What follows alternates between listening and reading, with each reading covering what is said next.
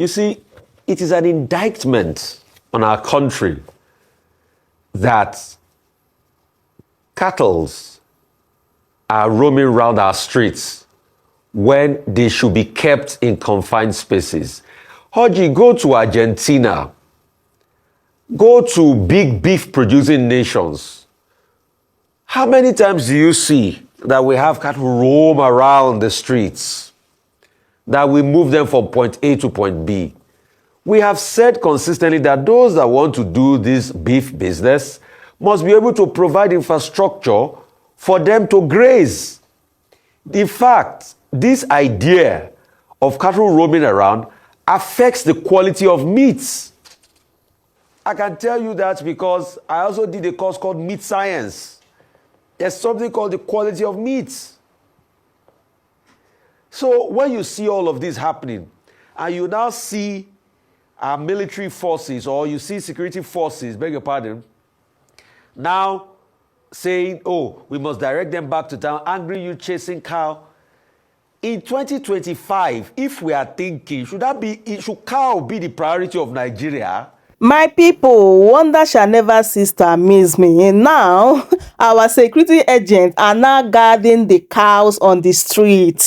Hey, cows are now become #1 citizen before we Nigerians. In this 2025, we are still talking about cows roaming around in the streets of Nigeria.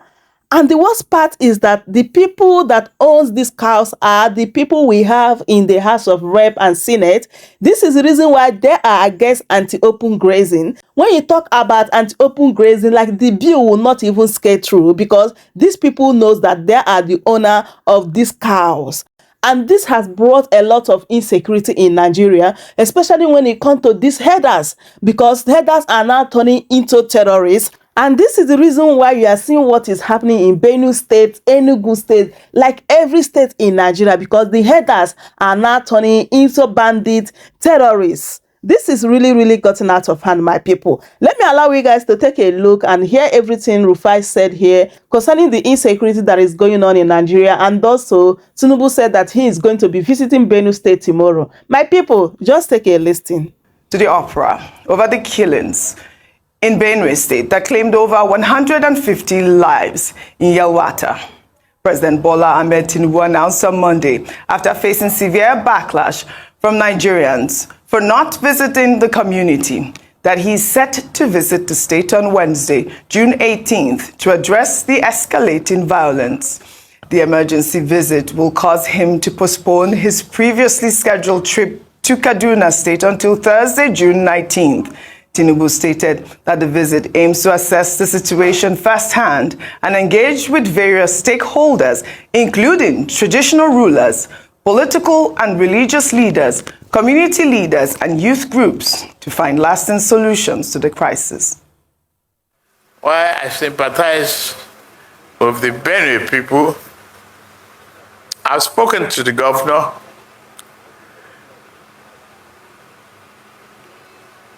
The leadership and people of Benue should accept our condolences and tried hard, very consciously, to maintain peace, harmony among themselves.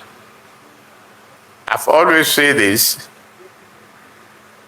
that we are one single huge family living in the same house,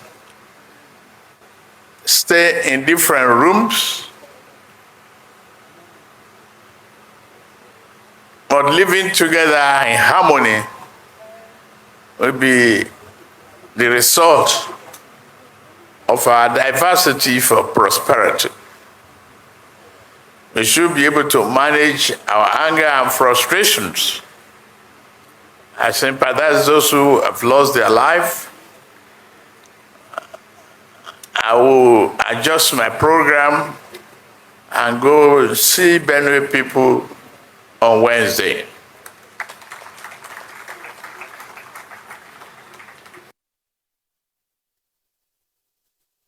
All right, it appears that the president has heard the plea of Nigerians. But of course, this video also sparked some reactions. And this is from Sugar Boy, who wrote, "When over 200 lives are lost due to banditry, and the response from leadership lacks urgency, empathy, and accountability, it reflects a deep failure in governance and human responsibility.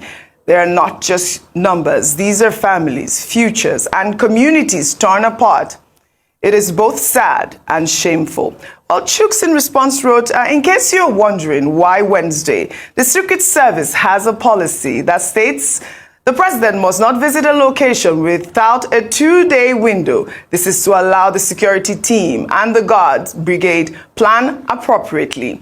Well, in the meantime, the Inspector General of Police, Kayode Egbetekun, speaking with the community leaders in Yelwata and Daudu communities in Guma local government area of the state, commiserated with the people and the governor while condemning the killings, which he described as an attack or an act of terrorism. The IGP reassured the people of Benue that the Nigerian police force is committed to restoring peace and bringing the perpetrators to justice. Let's take a look. When one incident happened, hundreds of incidents have been prevented that are not known to the public. So that this happened does not mean that we have not been deploying. We have actually been deploying. We've been working together with the military and with other security agencies to ensure that this reign of impunity of these criminal elements ends. They know the strangers. Once that there is an impending danger, they should please give information to us. Meanwhile, the governor of Benue State, Hyacinth Aliyah, has said that the recent wave of violent attacks in the state is being carried out by armed herders who entered the state without cattle. Hyacinth also highlighted the genesis of the crisis while speaking with Charles Anyagole on Arise Prime Time on Monday, stating that the state is being attacked by both herders and terrorists. Let's take a look. A context behind this, the anxieties we started having in this local government spanned as far back as 22, 23 years ago. But how it happened was the herders clashed with the farmers. This took quite a long period of time, and then eventually in the last, say, 12 years, it shifted. It moved into the armed herders versus the entire communities. So again, the farmers were affected. They were every now and then driven off from their homes destroyed, and then they had to leave their farmlands as well. And since it's been there for quite some time, a good number of people were tired of seeing the repeat every now and then shifted into towns, but were still mining their farmlands. Of late, what we experience and what we see, it's more abhorrent. It is much and stronger, way beyond farmer-herder crisis. We are being attacked by bandits and terrorists. These had persisted for quite some time, but the level of what we have experienced in the last 2 months, it's so much alarming. All right, Rufai, I'm coming to you. I know that the governor had also alleged in a series of his interviews that the attackers come in with AK-47 and AK-49 rifles, and that after these attacks, new groups often occupy the destroyed communities. The governor also said that, Benue's porous borders remain a concern, with some assailants coming from neighboring Nasarawa and even through the Cameroon borders. What are your thoughts on his, assessment of the whole situation at this moment? So the first question is, Oji, where is the intelligence? If the governor says that people are coming in from neighboring towns, even from the water, What's the intelligence that blocks them? The other day, somebody was talking about the fact that some intelligence team has been sent in there. How have they been able to comb out the area? Then, what's the crime forensics? See, there is nowhere in the world where a crime is committed and people do not leave trails behind. So even the site of the burning and the killings wasn't even cordoned off in the first place. You see, when we say there's a complete systemic failure in Nigeria, people just think we are just speaking. The crime scene, has it been cordoned off? Are there forensic experts there? Are there people taking surveillance? Are there people that are even able to map out the bullet shells to be able to trace where the bullets are coming from in the first place? So there are many things that have happened in that community. And that's why I'm happy that the security chiefs have gone in there. Let them start their investigation. By now, we should be able to see that some of these perpetrators are being brought to book. It has to be an holistic approach. Secondly, is the humanitarian crisis that has happened there. The Catholic Church has done a lot of work, but there's still a lot of help. NEMA reported that over 1,000 households are affected. Thousands of men, thousands of women, hundreds of lactating mothers and the likes. Are we giving them their medicine? Are we looking for drugs for them? Are we catering to their feeding and shelter? What are we doing for them as we speak now? What's the psychosocial support like? What's the institutional support like? Also, what is the reporting channel like if people are seeing unscrupulous elements moving around that area? The question is, we do not want what happened in Benue to happen, but with the way we do things, it looks like we might come here and talk about another Benue debacle. In the course of 2-3 years, we've had thousands of people killed in Benue. What did we do to avert the killing? What was the investigation like? Who were those fingered? Before these attacks this year, we had close to 500 people killed already. Were we able to effectively plan for them? What is the support scheme for the families of the victims? Or we just tell them to bury their dead and move on like nothing happened? I think these are the things I want President Tinubu to address when he goes there. Because we need to be very holistic in our thought process, or else Benue will happen again. Niger floods happened the other day. What did we do as regards it? We've talked about the fact that there will be increased rain this year. So collectively, as a nation, if we don't have a culture for planning, if we don't have a culture for organization, then we'll always fall short. And that's why Peter Drucker will always talk about culture eating strategy for breakfast. And that's where we are. So it's not just solidarity face-saving visits. It's actually doing the work on ground. And government needs to release a lot of spending as regards that.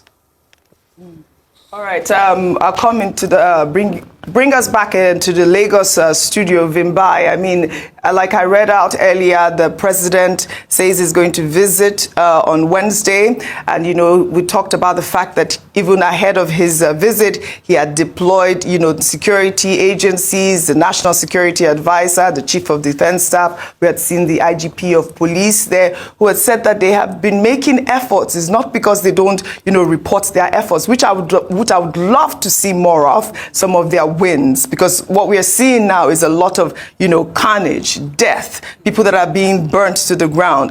We want to see more of that, but it's quite reassuring that he has said that, you know, they have boots on ground at this moment, Vimbai. Absolutely. When they do the right thing, it's important that we acknowledge and we applaud that and we encourage more of it.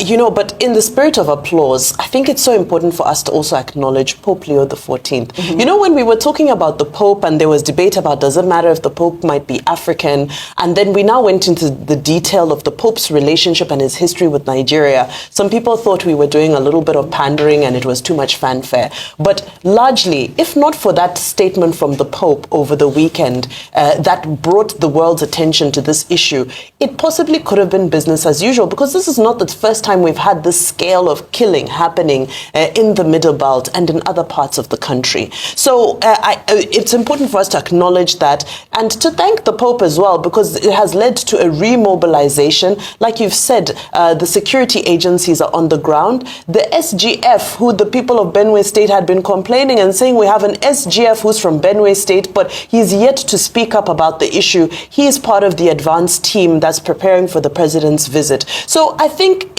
all things are in order. However, why is it important for them to act decisively with this? Because like you can hear from the history that was spelled out by Governor Hyacinth earlier, is the fact that this crisis is decades old. It started as a herder-farmer issue. Then it has now snowballed and evolved into something else. What does that tell you? If we don't deal decisively with one criminality, it emboldens other criminals to join the bandwagon for no particular reason. So I hope that strategically we can come up with a number of issues. The Chief of Defense Staff we highlighted earlier also mentioned the fact that he feels that there's some type of saboteurs working within the armed forces. I hope that can be dealt with decisively as well, because this type of situation where you hear that there are soldiers stationed close by to an area where there was an attack went on for so many hours, but nothing happened, is concerning. So I really hope this is also an opportunity for the armed forces to weed out the bad eggs that are giving our armed forces, who are fighting so hard, a bad name. Very important for all hands to be on deck, and for there to be a united front within the armed forces as well, as much as we want that from the communities. Adefemi, I wanted us to just highlight the governor's comment again. And, I don't know if you heard the brief history that he gave as, saying that we're not just being attacked by herders, we're also being attacked by terrorists, which is, a twin problem for him at this point. Before I come to you, I want to just take this story so we can tie it all together. Meanwhile, tensions flared in Makurdi, the Benue State capital, on Monday morning after the killings, as angry youth drove out a herd of cattle reportedly owned by Dixon Takier, a member of the House of Representatives for the Makurdi Guma Federal Constituency. Let's take a look.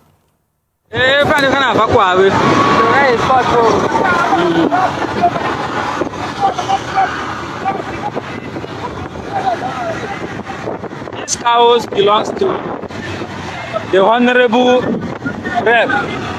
Dixon Taki. Last night he took them to Nigerian settlement, and the youth of Nigerian today said that these cows cannot live with them.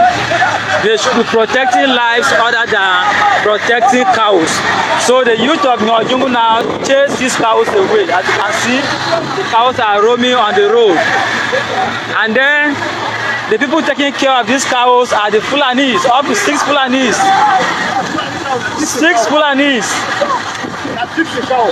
These are Dixon's cows. Dixon is harboring 6 Fulanis to protect these cows. But the youth of Nigerian today said no, these cows cannot live in their community. And we also saw a viral video showing security operatives allegedly escorting cattle through the city, sparking widespread reactions amid the growing insecurity. Let's take a look. Sister, look at cows in Makurdi. Sister, look at cows in Makurdi. Benue State government is escorting the Makurdi capital. Sister, look. Oh my God! Can you imagine this?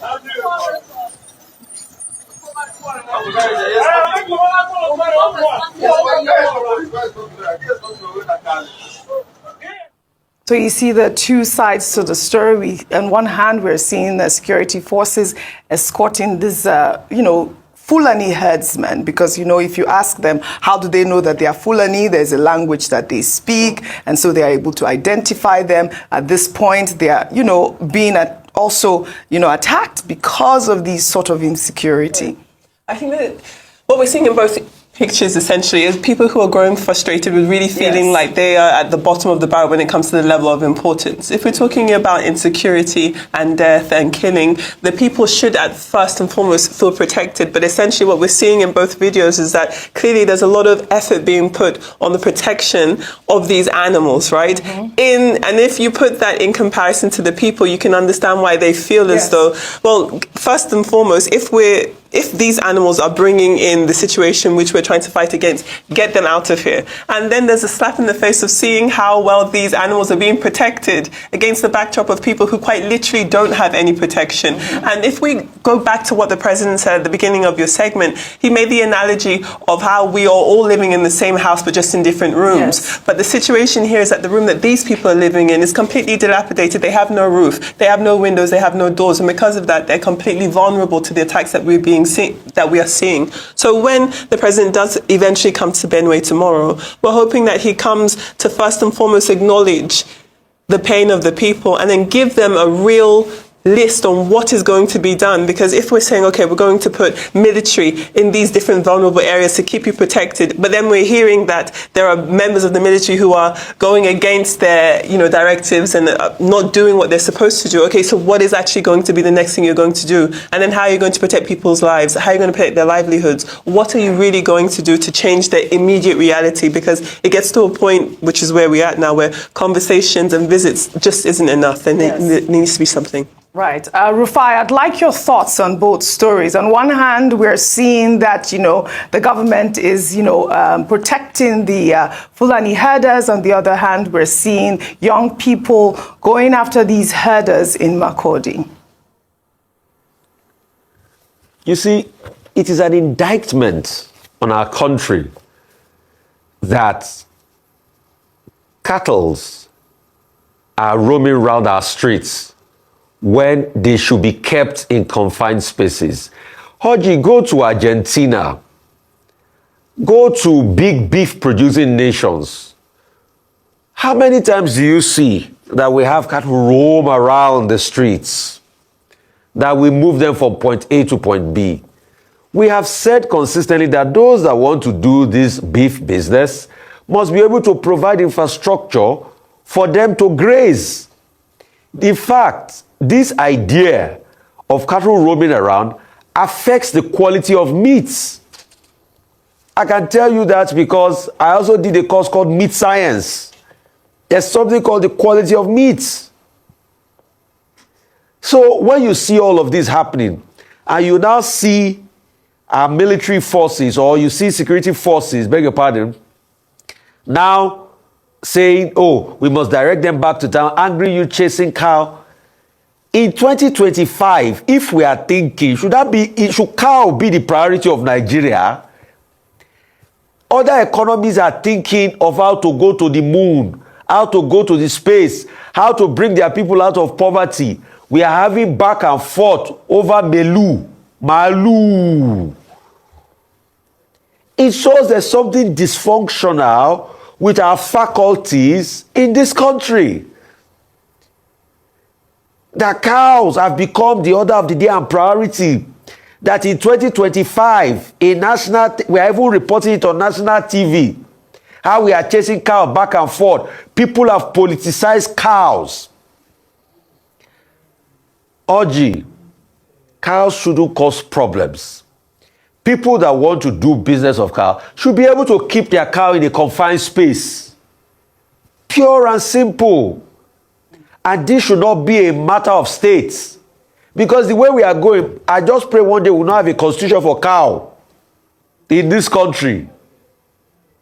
Let us make peace reign.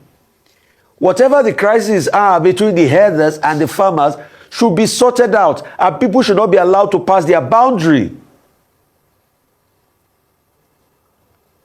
I'm just surprised I'm at sea at what is happening in this country. I know. Cow. Yes. This conversation today.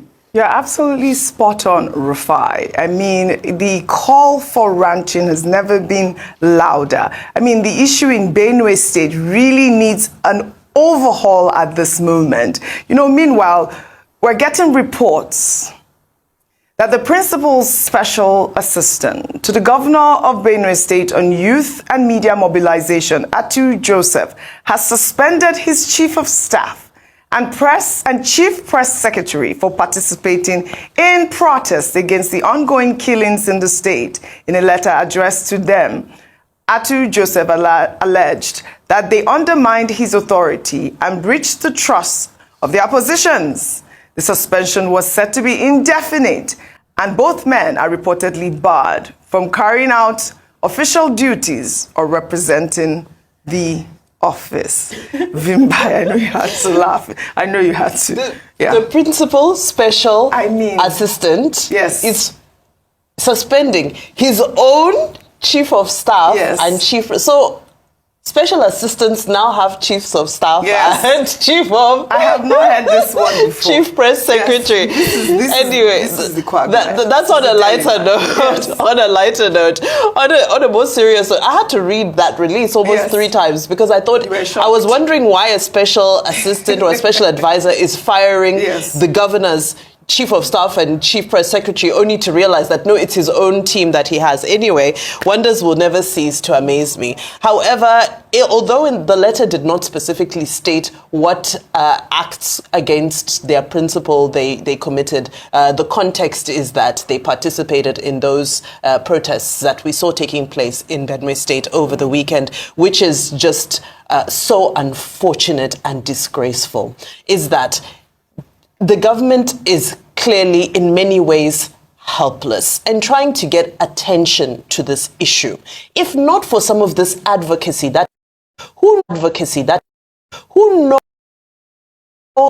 who knows whether the necessary attention would have been given to Benue State. It was a peaceful protest. You can see them. They're carrying leaves. There were young people. There were women. There were children who were just trying to get the world's attention to what's going on in their state. There's even a police escort. Yes, they do claim that the protest was hijacked and some people were arrested, and we saw those scenes of tear gas and so forth, to which people are saying, where was this aggression when the attack was happening? Why were the police not this alert when the local government area was being ransacked by criminals? But when it's just defenseless, peaceful protesters, suddenly we remember our gra-gra. So this is very unfortunate. As for the suspension of these 2 gentlemen, we appeal to the principal special advisor to the governor of Benue State to rescind this suspension with immediate effect, because they were acting in the interests of their state, because, like I always like to remind people, government appointees are not to act in the interest of their principal, they are to act in the interest of the country. They serve the constitution, not individuals. So important to draw those lines. I like that. Thank you, Vimbai. Did you want to make a quick comment before we head to Enugu State regarding the suspension of these these protesters? I mean, you don't even know if a member of their family was affected in this whole tragedy. Adefemi. No, we don't know what the situation is and whether or not, like you said, it's very likely that they could have a personal tie to what is happening. And clearly, this is something that everybody is condemning, really and truly. We can all agree that there needs to be more being done in Benue State. But I do think that, perhaps we're making a bit of out of a molehill. It's a suspension. It's not clear for how long. Eventually they'll come back and perhaps they can sort out whatever issues that they had with the person or the peoples who have suspended them. I really don't think it's that big of a deal. What I do think is a bigger deal is obviously what is happening in Benue State, and that's where we should really be focusing our attention. Again, we call on the security forces to double down their efforts. The issue of insecurity continues to plague the northeast area. Also in Enugu State, in the wake of the deadly attack which occurred on Monday, June 9th, by suspected armed Fulani headsmen, another person remains missing. We saw that viral picture of one young woman who was laying in, with a leaf covered up.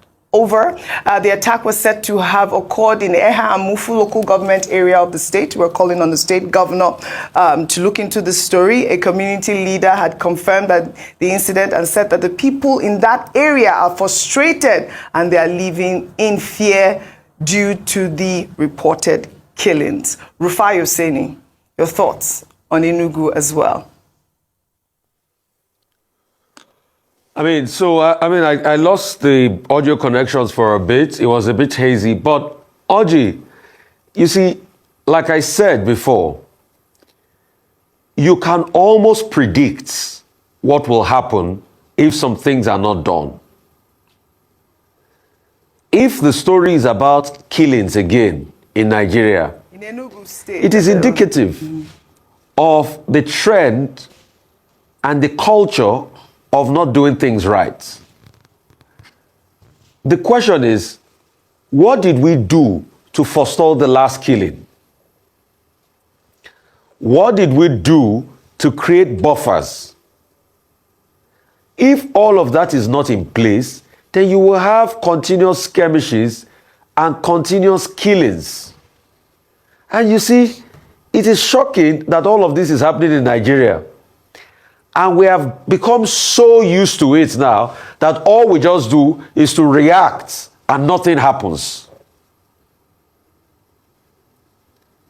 And when we start becoming numb to our problems, it brings about a society where there's a gulf in empathy.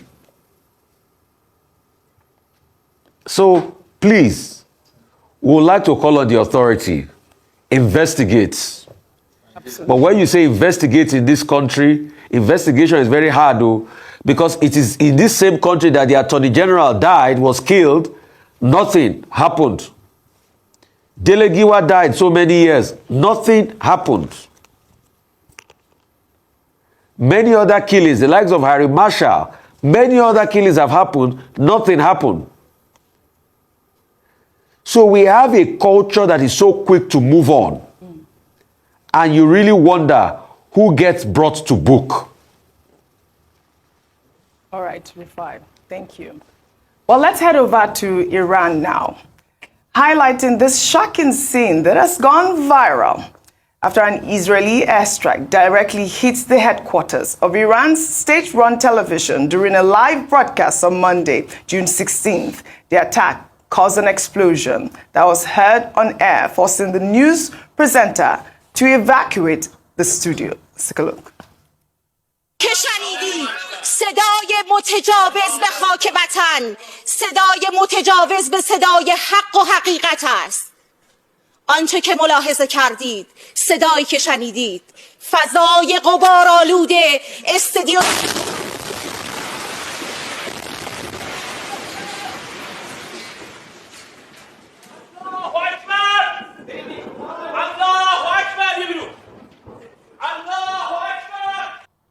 Really scary situation in Iran, between Iran and Israel. We know that the strike occurred amidst a 4-day escalation of conflict between Israel and Iran, with both sides launching significant attacks. We believe that earlier Israel had issued an evacuation warning for an area of central Tehran that included the TV station as well as police headquarters and hospitals. There was an evacuation order, but of course, you know, we continue to do our job by reporting the news. Vimbai was, you know, actually hailing the journalist, saying that she tried because, you know, in the face of this sort of attack, what else can you do? Our favorite international correspondent, the story comes to you. When we look at Israel's actions over the past 3 to 4 years, we know that they haven't had any type of restraint when it comes to attacking journalists. Yes. Many Palestinian journalists have been murdered, outright murdered, and there's been nothing done about it. Shireen Abu Akleh was shot in the head while she was reporting, just as an example about how Israel doesn't have a red line when it comes to its escalation, when it comes to its violence. And here we have, in a completely different country, another journalist being put under threat. Just as she was able to get up and leave the set, the ceiling could have collapsed on her and everybody else in the room. And I think because it didn't happen and because we can focus on the dramatic side of it, we forget that she could have died just like many other Arab and Muslim journalists have died at the hands of Israel with absolutely nothing and no one to defend these people or to punish Israel for what they are doing. So I think that when we're looking at the state of the world now, we have to get to a point where we can openly criticize Israel and say that they are the perpetrators of too much crime, that nobody is safe, no journalists, no women, no children, nobody. And eventually we have to get to a point where we have to all sing the same chorus when it comes to condemning this one country for the crimes that they continue to perpetrate against people who have nothing to do with what they're fighting for. Well said, Femi. Avimbai, quick comment. I just want to reiterate just my support for the boldness of that journalist. It reminded me of... you remember there's a promo they used to run on CNN of Christiana Mampur where she's reporting and bombs are going off in her background and she, you know, so bold. That's what it reminded me of. And just almost just a call to us in our work. Sometimes our work feels thankless. Sometimes our work feels exhausting. Sometimes we're not sure if we're making a difference. And to me, it was just a beautiful reminder that at any given moment, at any given time in this work called journalism, you don't know which of your stories is going to be the story that changes the world or that makes an impact or that's able to change a narrative or shift something, some type of inequality or, you know, some type of injustice in the world. So for me, Sahar Emami is her name. She was back on air 20 minutes later. What a rock star, you know. So that was the highlight. It's just the fact that this job has so many occupational hazards.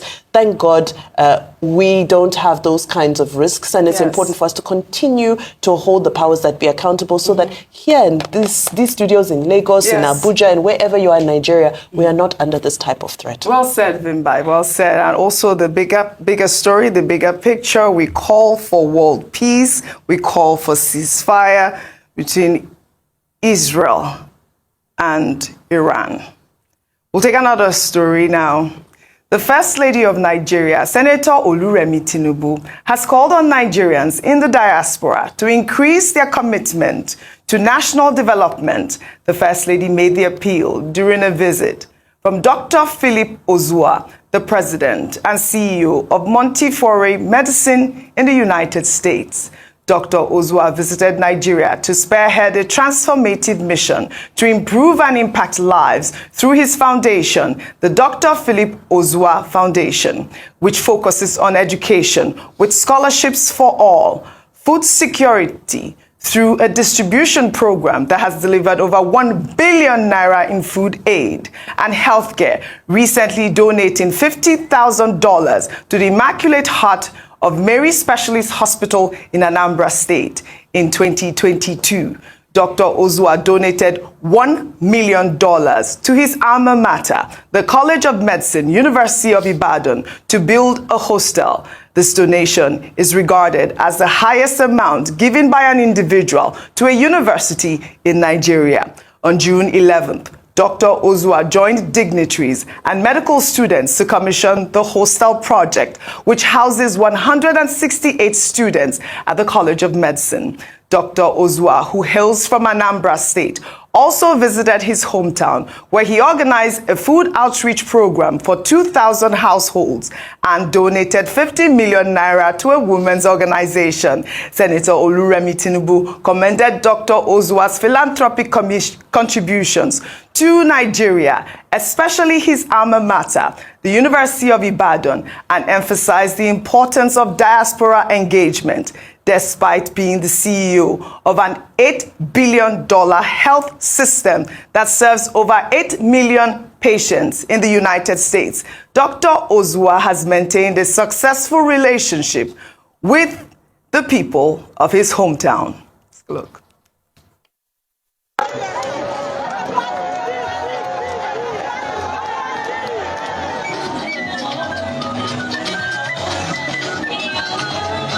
Let the people of my town know that I think of them, and that although I don't live in the village and I'm in the United States, I have them in mind all the time. And that's why we're doing what we're doing here this afternoon is in recognition of that. And that's really it. And in honor of my parents, Chief Ozua and Mrs.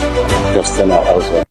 This is completely amazing. Kudos to Dr. Philip Ozua. We know that the Deputy Speaker of the House of Representatives, Benjamin Kalu, also met with Dr. Philip Ozua and sought a partnership to revolutionize Nigeria's healthcare system. The proposal includes establishing a specialized medical research and training center in Nigeria, strengthening rural health infrastructure through equipment donations, and implementing knowledge exchange initiatives for Nigerian medical professionals in the diaspora. Dr. Ozua has expressed his readiness to work with Nigeria to improve its healthcare system. Rufai, I know we took this story back in 2022 where we hailed him for his contributions to the university. And now we're seeing that the university is up and running. He donated $1 million to the university. And it's a great call, really, for especially with the First Lady of Nigeria saying that the diaspora remittances and the diaspora have to continue to engage with Nigeria. A real quick comment before we take our good news report, Rufai.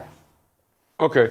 I mean, Oji, what he did for the University of Ibadan also makes a case for endowment, because that's a big endowment. Over $1 million worth of endowment for that hostel is going to help a lot in the medical system.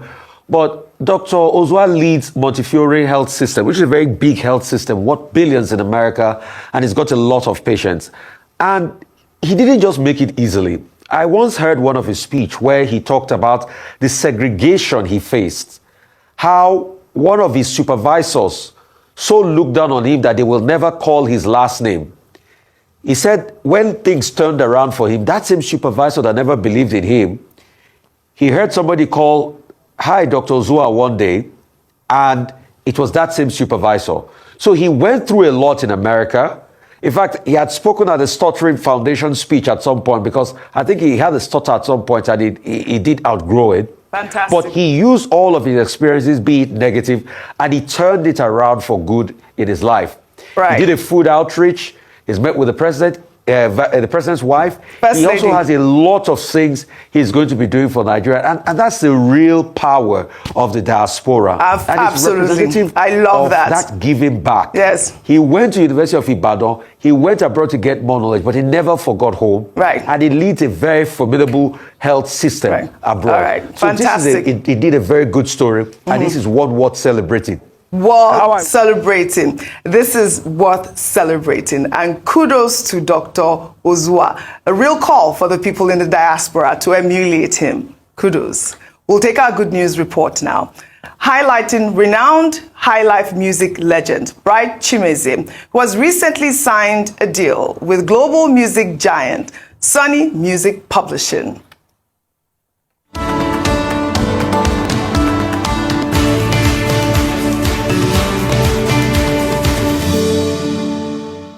Bright Chimezie, known as the Ziggy Master, for his creation of the unique Zigma sound, an infectious rhythm that gained prominence in the 1980s. Sony Music stated that the deal aims to bring Chimezie's music to new audiences while preserving and celebrating his artistic legacy. The collaboration comes weeks after the music legend met with Afrobeat superstar Davido in Lagos. Davido hosted Chimezie as a gesture of appreciation, having sampled the singer's 2010 song Because of English in his hit song With You, featuring Omale. Davido released the visuals of the song on YouTube on June 16th.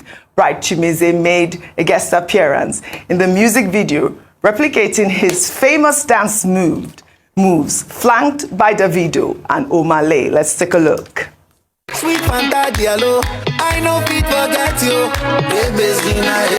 Oh my goodness, this is huge. Congratulations to Bright Chimezie. I mean, what can we say? The reinvention of the Ziggy Master. Welcome to Chamber Seniors TV.